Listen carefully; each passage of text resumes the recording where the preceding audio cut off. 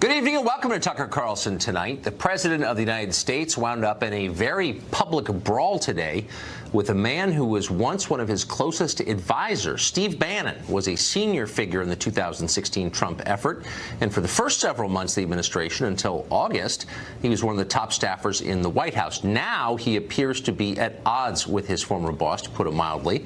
In an upcoming book, Bannon is quoted as saying that a meeting between the Trump campaign, its officials, and a Russian lawyer back in 2016 may have been, quote, treason and unpatriotic. Well, the president responded almost immediately with a statement as pungent as it was direct. Here are a few selected passages. Quote, Steve Bannon has nothing to do with me or my presidency. When he was fired, he not only lost his job, he lost his mind. Steve was a staffer who worked for me after I'd already won the nomination by defeating 17 candidates. Now that he's on his own, Steve is learning that winning is not as easy as I make it look. Steve had very little to do with our historic victory, which was delivered by the forgotten men and women of this country. Yet Steve had everything to do with the loss of a Senate seat in Alabama held for more than 30 years by Republicans. Steve does not represent my base. He's only in it for himself. We have many great Republican members of Congress and candidates who are very supportive of the Make America Great Again agenda. Like me, they love the United States of America and are helping to finally take our country back and build it up rather than simply seeking to burn it all down.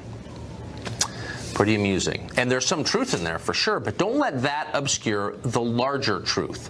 The ideological gulf between the president and Steve Bannon is small. This is not a fight over ideas.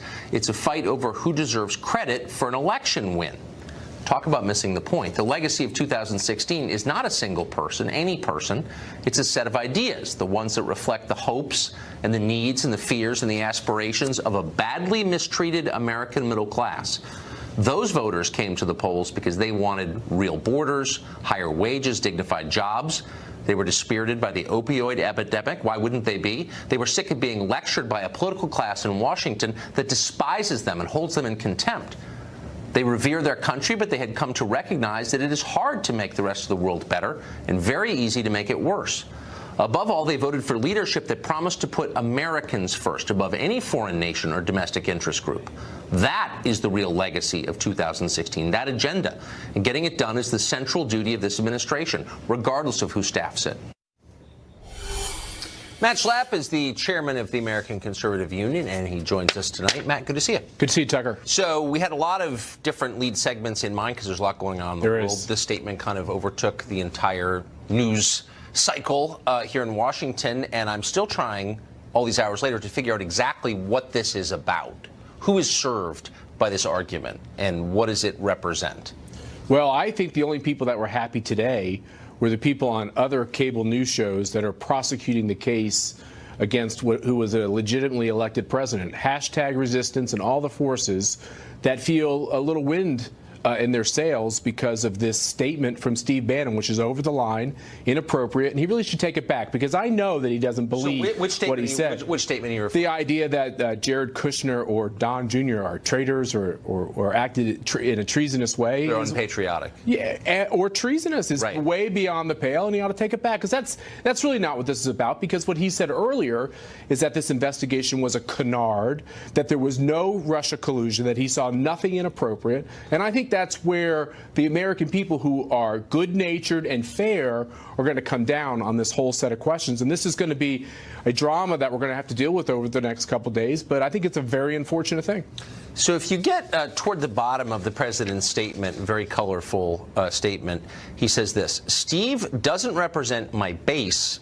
He's only in it for himself. That seems like the nub of it here, the debate over who represents Trump's voters. Is it the president or is it his chief strategist, Steve Bannon? What's the answer? The conservative movement is not aligned to any one person, but they are head over heels overjoyed with the first year of the Trump presidency and the Trump agenda. They know that we could be looking at 1 or 2 additional Supreme Court openings potentially in 2018, and they know that there's going to be a huge election at the end of this year where the majority in the Senate and the House are up for grabs. And they believe, they might have been unsure about Trump in the beginning, but they're not unsure about him now, Tucker.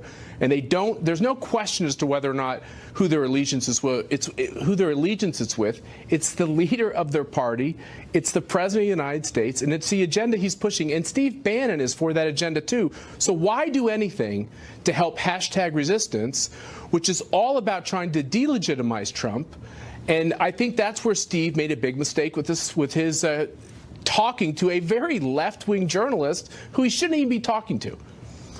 That journalist is not very left-wing, by the way, Michael. Well, I just in point of fact, I don't think he is. And it wasn't just in that conversation. Do you think that this journalist is somebody who he should talk to in this manner in order to really try to harm the Trump agenda? I don't think it's smart. No, I'm not saying that. I'm just saying I have confidence that journalist, Michael Wolff, is accurately representing the quote that he heard, because I think he's an honest journalist. Well, I'm not questioning that part. I don't think he has an ideological agenda here.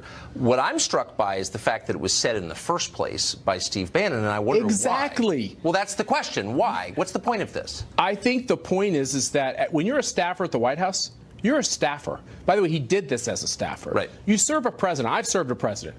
Right? And you don't talk to journalists, whether on the record or off the record in any way, to try to harm the agenda. If you're trying to harm the agenda, who's disloyal? But this is not the first time. I mean, it's not just it doesn't matter. This, Michael. Right. No, but I'm just saying, in 5 different interviews in the past couple of months, you have seen direct attacks on Trump by Bannon, or attacks that clearly came from Bannon. And I'm just wondering, is there a point to this? Where's this going? I mean, you're one of the leaders of the institutional conservative movement in Washington. Right. Do you see Steve Bannon leading part of it 5 years from now? I think Steve Bannon is an important voice, but I think he's greatly marginalized his voice, because what this looks personal, this looks petty. It's about who did the most to help Donald Trump win.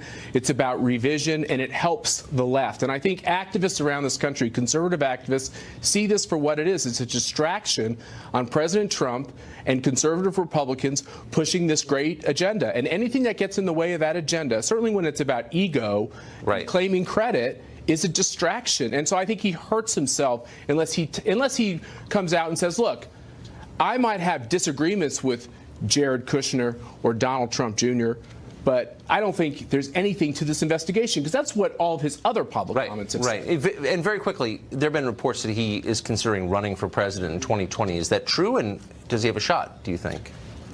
He does not have a shot, period. And he certainly doesn't have a shot in a Republican primary. No one is going to run to the right of Donald Trump, Tucker. He has captured that by making this commitment to conservatives with this agenda and delivering on the agenda. It's ironclad. Matt Schlapp.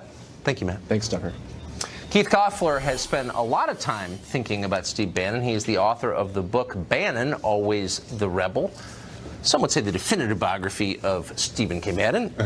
Keith, great to see you. I would say that too. Thank you, Tucker. So what is, you know Bannon well. Yes. You wrote a book about him. Right. What's the point of this? He doesn't do things, presumably, for no reason.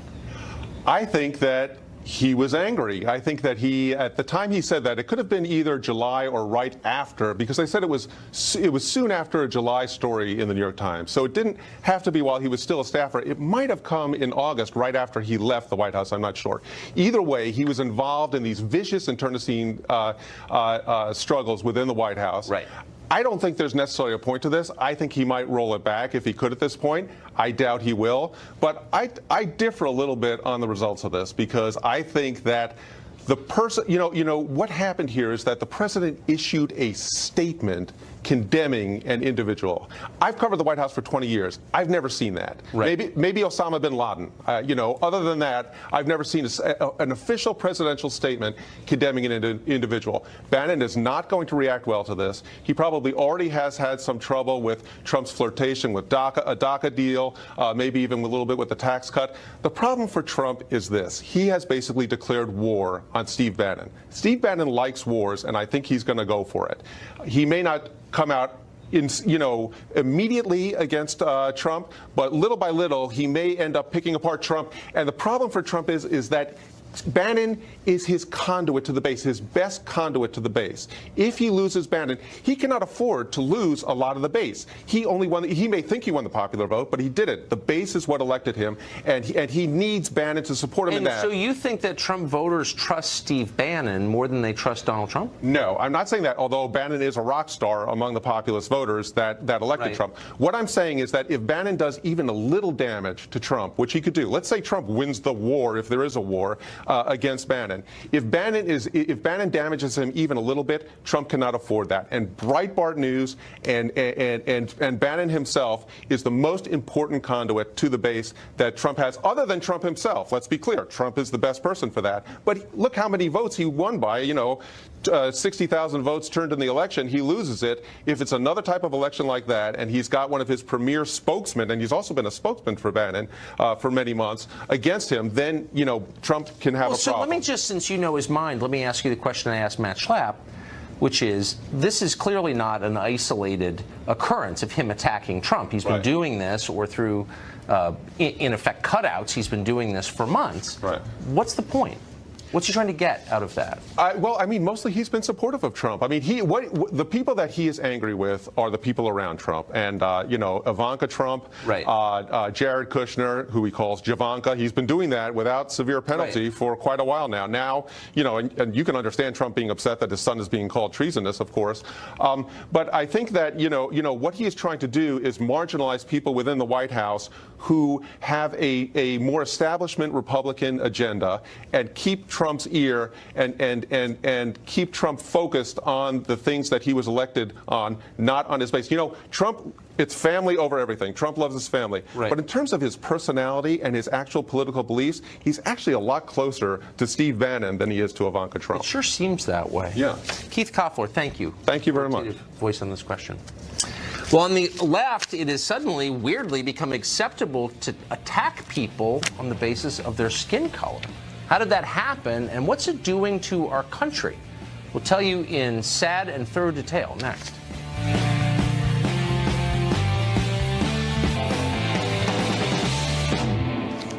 Well, there's a basic moral principle that was, for a long time, conventional wisdom in this country. You probably grew up with it. It was this: people deserve to be treated as individuals, judged by their own efforts and their abilities on the things they can control. Attacking people on the basis of their race is wrong. That was the standard, and for a long time, almost everybody in America believed it or claimed to believe it. Not anymore. On the left, it's now acceptable, even encouraged, to attack and discriminate against people solely on the basis of their skin color. Now, you're not supposed to say anything about it, but suddenly it's everywhere. Consider The Root, for example. It's an online magazine owned by the media company Univision. It's not some obscure hate site lurking in the dark corners of the internet. It's considered a mainstream destination. It's got 8 million visitors a month. It's supported by huge advertisers like Toyota. Here are some recent stories The Root has published. Quote, white people need to be better people. 5 life hacks for black people who want to leverage white guilt to make white people uncomfortable at work. We need a reset button or something for white people. The most useless types of white people ranked. There are plenty more just like that. You can Google it if you want. The articles have a pretty clear intent to attack and ridicule an entire race for the crime of being born with certain genes. Now imagine a news website that tried to rank the most useless types of fill-in-the-blank people. Would you be embarrassed to read something like that? We hope you would be. Would Toyota advertise on a site that ran a piece like that? Come on, of course not. But it advertises on The Root, and The Root is not alone, not even close to alone. Take a look at BuzzFeed. It's one of the most popular websites in America. In 2016, that company was valued at $1.5 billion. That's 6 times what Jeff Bezos paid for the Washington Post a couple of years ago. Just last week, BuzzFeed published a piece entitled 37 Things White People Need to Stop Ruining in 2018. One of the items on the list, America. Now, that's not just wrong, it's nuts. It's actually suicidal. As liberals are always correctly reminding us, America is a multiracial society, which is great. Racial societies are great, multiracial ones, but they're fragile, always. And they only survive when people of different races decide to treat each other as human beings with equal dignity. When they square off into warring tribes, it's over. Now, liberals say they abhor white nationalism, and they should, but at the same time, they're promoting it with crap like this. When rich people, liberals pull up BuzzFeed for the latest listicle on why white people are wrecking America or whatever, they're happy to laugh along because they're safe in the knowledge it doesn't actually threaten them. But the joke looks a lot different when you're not rich. Imagine you're a machinist on disability in Akron. You've lost family and friends to heroin. You haven't painted your house in 20 years. Everybody you know is being crushed by the rising costs of education and health care. You're fairly certain your kids are going to make even less than you do, assuming jobs will even exist when the robots get here. You're worried, and you should be. And now some smug private school kid from Brooklyn is lecturing you about how you're the problem because of the color of your skin and the privilege it conveys. How much of that are you going to take before you explode at the unfairness of it all? And at that point, why wouldn't you embrace a racial identity? Everybody else seems to be doing it. That's a disaster, and it's not theoretical, by the way. That's what's going to happen in this country unless people start deciding they're going to treat one another as individuals rather than as members of groups. Jason Nichols is a professor of African American Studies at the University of Maryland, and he joins us now. Professor, thanks for coming on. Thank you. So my concern here is that pieces like this, attitudes like this, which are ubiquitous on the affluent left, the privileged left, are driving the country apart along racial lines to an even greater extent than we are already divided by racial lines, and that you're going to wind up with a totally balkanized society. I don't know why people would do this, and I don't know when it became okay to do this. Okay, so when we talk about what drives us apart as a society, let's talk about the fact that black people are 3 times more likely to be denied for a home loan, that you have a better chance of getting employment with a high school diploma than I do with a college degree. Let's talk about many other structural issues that we have. Happy to, but you're not answering my question, which is, why does this help? I mean, we've always been divided along racial lines. It's a tragedy. It's one of the worst things. It's the worst thing about America. And you don't want it to get worse, which is why you don't attack people on the basis of their race in public.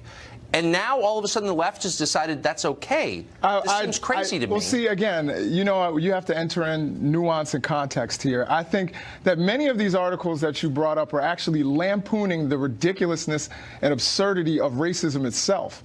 They're trying to turn racism on its head and say, look, if white people do these things, this is absurd. So, and again, in a society where white people, I know you don't like. Joke? I think it's a satire. If it's a satire, then, but you know that nobody, I mean, if you were at BuzzFeed and you said, I've got an idea for a piece, how about 37 reasons Mexicans are wrecking America? You'd be canned. You'd be in HR at very least. Okay. You should be. So why is it okay to say that about another race? If we really believe that it's wrong to attack people on the basis of their race, why isn't it wrong to attack people on the basis of their race? Because if you put out this article, one of those articles, and black people or Mexican people or whomever said that about white people. Let's say 80% of the black outlets and Latino outlets said these things about white people. It would not affect white people in terms of their socioeconomic status, their health outcomes, their housing, their education, or incarceration. None of that would be affected. But you're basically okay. But you're living in a world. You're living in a world that doesn't exist anymore. You're living in a world where all the rich people are white and all the poor people are non-white.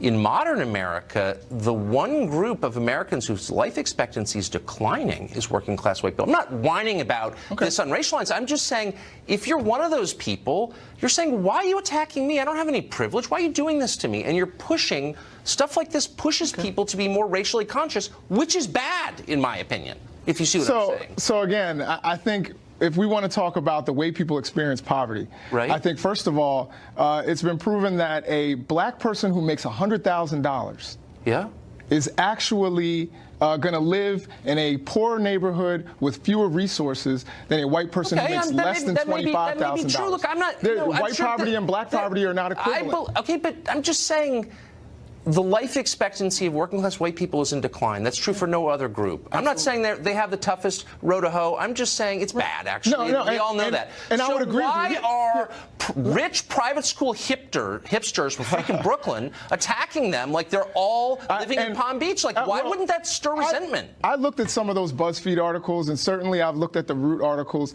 and for the most part, they're attacking the wealthy people that move people out of Brooklyn, not the working class person in Alabama. But you can see why. You know, look, I think we see why this would lead to resentment. We don't need any more resentment in America from anybody, I would think. Absolutely not. But how about let's just make it super simple and just say, probably a bad idea to make generalizations about people based on their skin color, because it's not the most important thing about people, actually. And again, I think you need to look at these articles. I have. Where in many cases it's not just about race. That, you know, class is in there as well. And again, if you're looking at it, you know, intelligently and with nuance, you will see that they're actually lampooning racism. They're trying to say how ridiculous racism is. Not. This isn't. They're attacking talking a group. about white You're seeing this. Of course they are, because you can't say it about any other group, as you know. There's only one group you can attack. I hate even to say this out loud because it sounds like whining, and I hate whining. I just honestly think you're pushing a whole group of people to become way more racially conscious, and I don't want to live in a country where everyone primarily identifies by race. Do you? No, well, you don't. Well, first of all, we live in a country where race and race consciousness is forced upon all of us. But you don't want more of it, do you? And I don't think that these articles are doing that. I think they are trying to show how absurd racism is.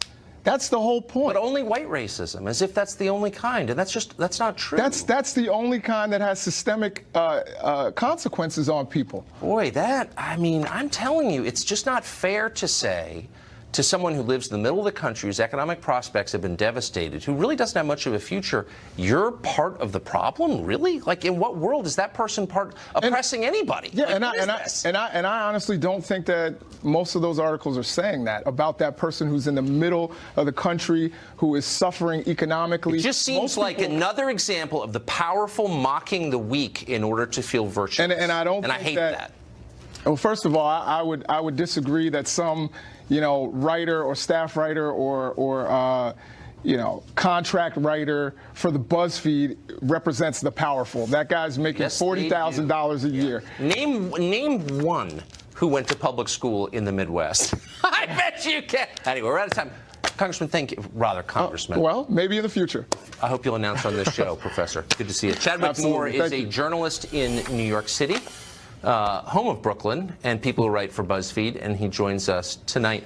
Chadwick, I know I'm painting with a broad brush here, but I can kind of picture the staffer in question sneering at the middle of the country and maligning an entire group based on their skin color, which I thought was not allowed.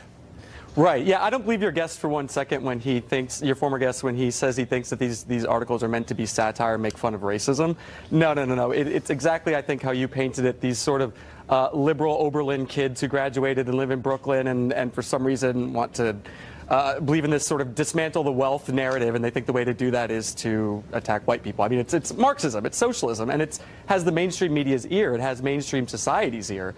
When you see these people who obsess over victimhood so much, it's so fascinating, because if you want to see racism everywhere, if you're brainwashed to see racism everywhere, or homophobia everywhere, or whatever, then you will. That's the world you will live in.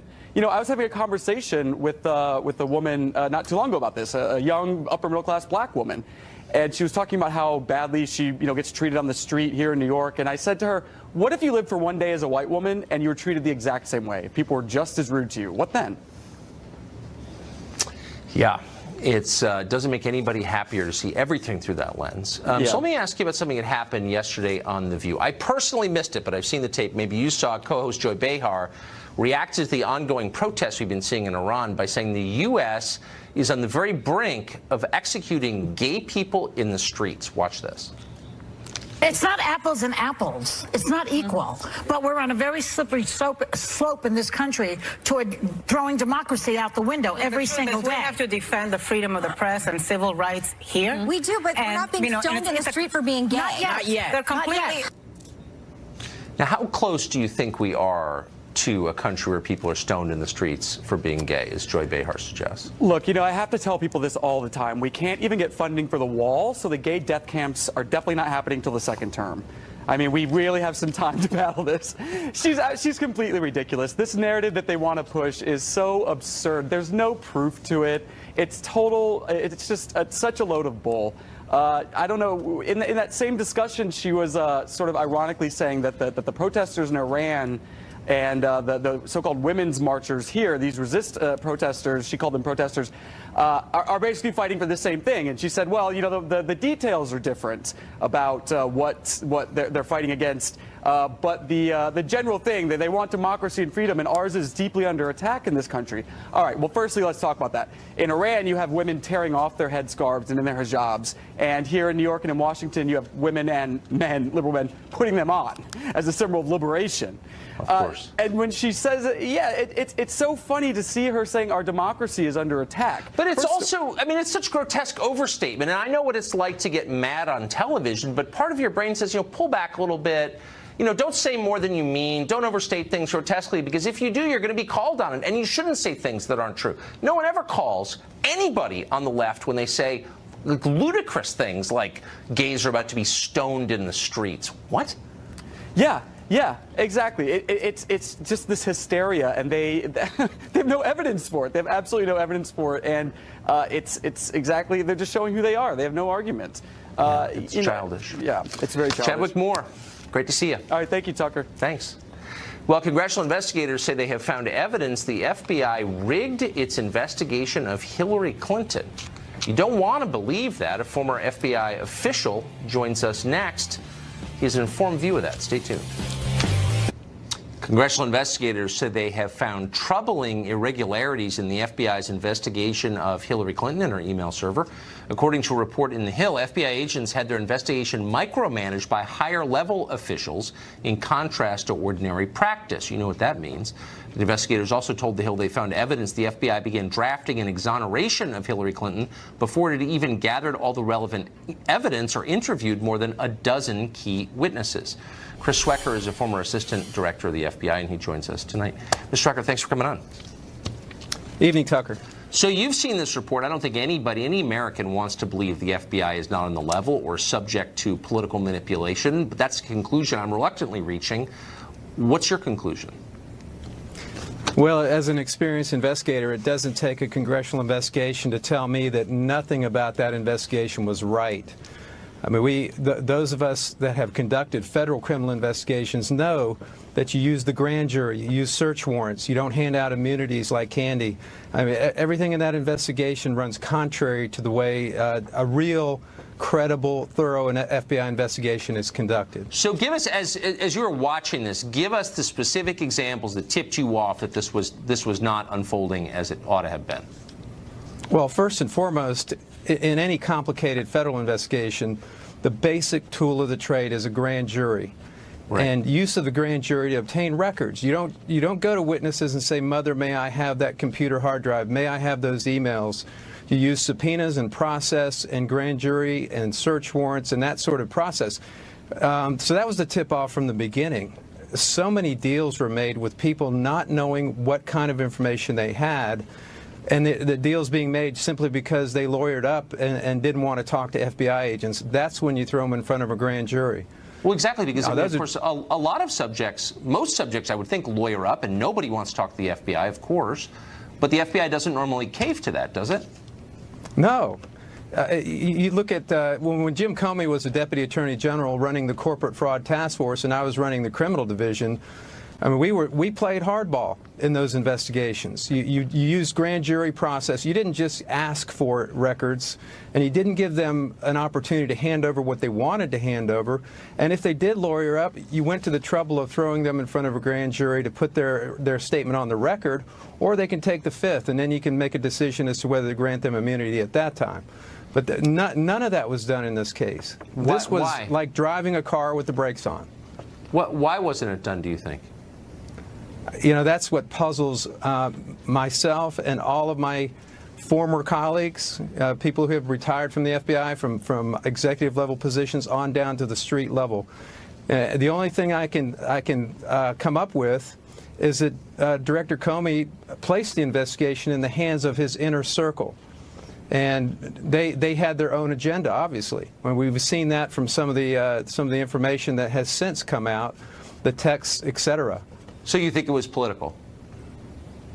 I think that there were people inside that inner circle, in the Comey inner circle, that had their own predetermined opinions about about Hillary Clinton and the president, or what then was a president-elect or someone running for president. So let me ask you about something that I found really striking. Tell me if you had the same reaction. So we now have documents that came out in a lawsuit that show, internal documents from the FBI, that when the then Attorney General Loretta Lynch had that famous meeting on the tarmac with Bill Clinton, his wife was being investigated at the time. The FBI's first reaction was not to figure out how did that happen. The first reaction was to find out how news of it leaked. That seemed like a very weird reaction to me. It's not the FBI that I know, and as I said, my former colleagues that I compare notes with all the time, that's not how things were handled. And in former Director Comey's rationale, shall we say, for making this prosecutive decision that the FBI director has no business making, that she was not to be prosecuted, that was based on that tarmac meeting. Well, if that were the case, all he had to do was hand the investigation to the Attorney General's office, let her recuse herself from making that decision, knock it down to her number 2 level person, and then if that didn't happen, then maybe raise the issue publicly. It's really distressing to watch this. Thank you for your perspective on that. I appreciate it. My pleasure. Well, in order to get the federal government funded, Democrats are demanding that DACA recipients be given amnesty. They may try to shut down the government if they don't get it. That story next.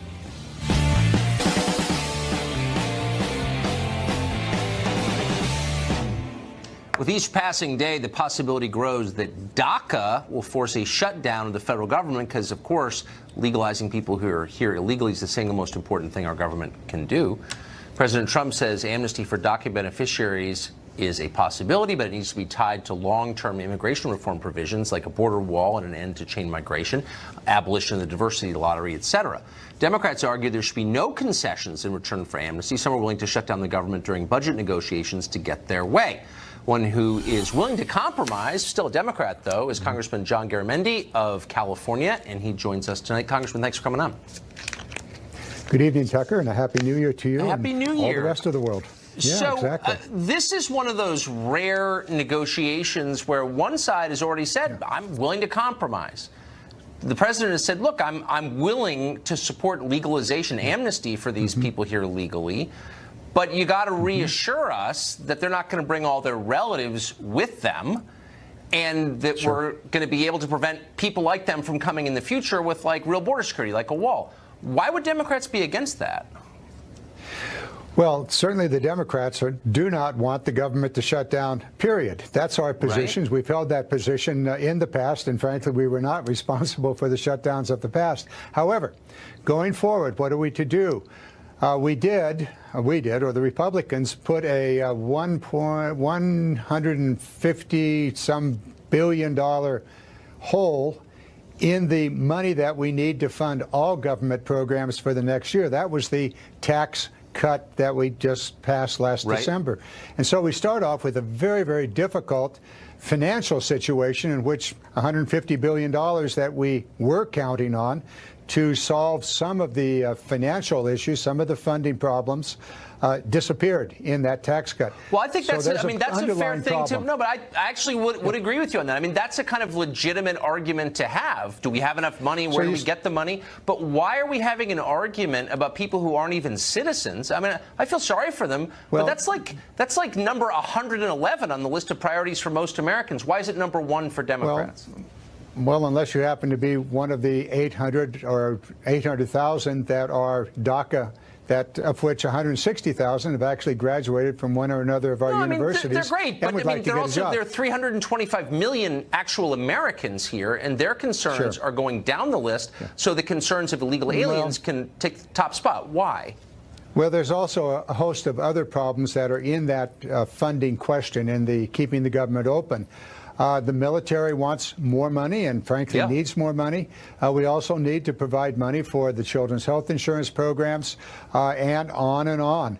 So infrastructure, anybody mentioned the $1 trillion infrastructure, and where's the money for that? Well, it mostly disappeared in the tax cut. Look, so I'm not disagreeing with you. So, but why can't we just get past the DACA thing? We're just spending an awful lot of time. I think we will. On other countries' citizens when our citizens are waiting for Congress to do something. So why not just say, look, that's fine. We will build a wall. Why not build a wall? It'll put Americans to work. Why not say you can't sneak in and then bring your relatives? What? You sneak in, then your relatives get to come? Why is that fair? Well, I think that there is a reasonable solution to all of this. The DREAM Act, which has been around 5 years now, deals with most of that issue. The chain migration issue that you talked about, or chain immigration issue, that needs to be addressed. It can be a serious problem.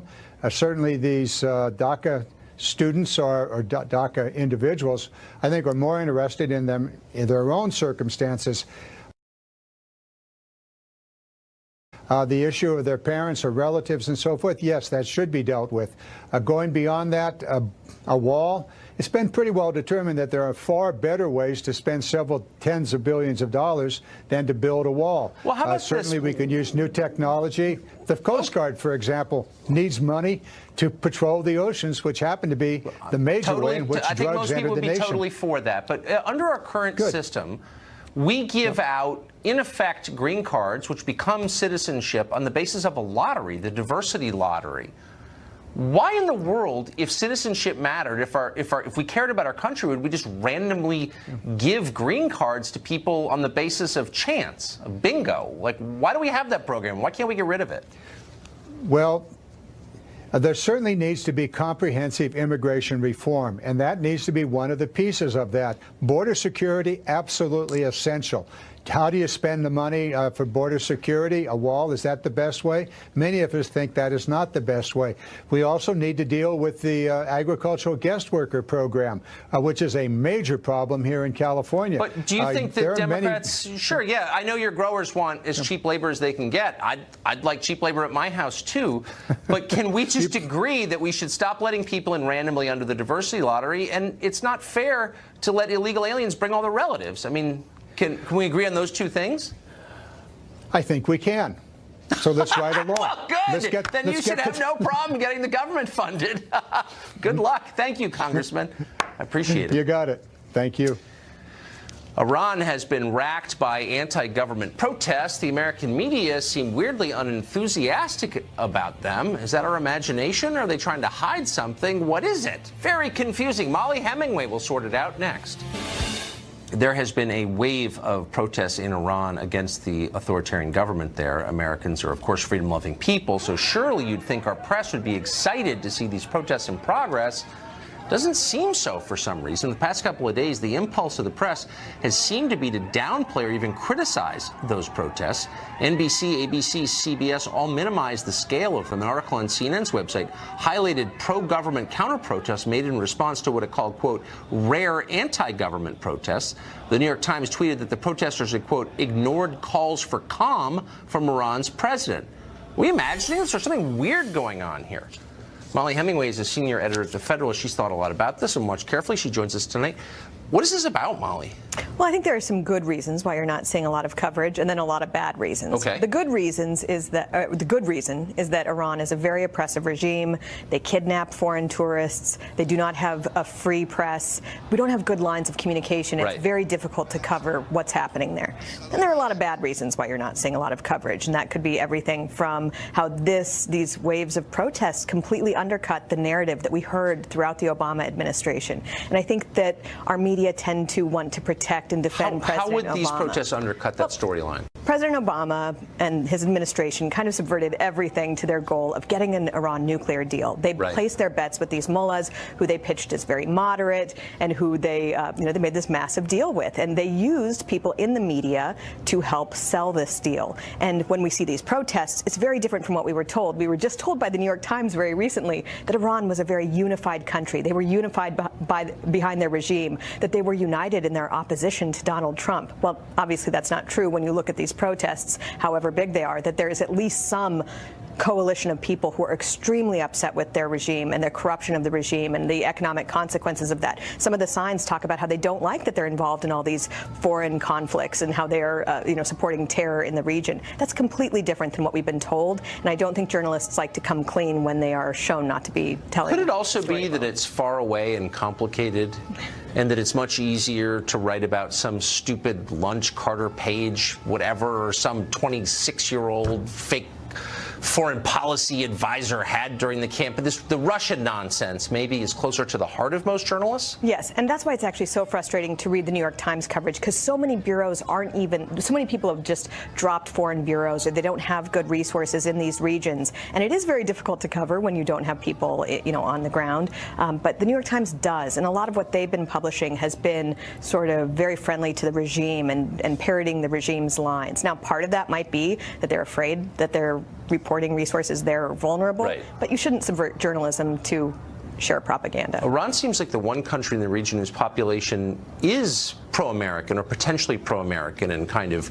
reasonable, and is not really represented by its regime at all. It's sort of weird that American journalists wouldn't be more sympathetic to the population of the country yearning for a new government. Right. When, particularly a few years ago, many people in our media were so excited by Arab Spring, by revolutions that they saw, where even in some of those cases you were getting rid of bad leaders and replacing it with even worse leaders. Well, in this case, there's no question that Iran is a completely oppressive country and that it's doing a lot of bad in the region. And there are people there who are very frustrated and should be, at least you should see some sort of vocal support or coverage of what they're trying to accomplish. I mean, these are very brave people. Their chances are not very good of actually achieving revolution, not just because of the military there, but the secret police and all these other resources that the regime there has. And, they're doing pretty impressive work. It does seem like a lot of the countries we saw sort of become more democratic for about 20 minutes during the Arab Spring were not ready for self-government. Iran seems a lot closer to being ready. It seems to have a much more impressive population, if I could be blunt,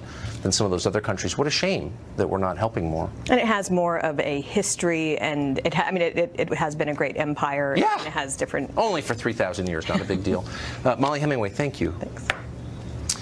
Californians can't ban guns. The government there can't, so they're doing their next best thing. They're basically taking away ammunition to disarm the population.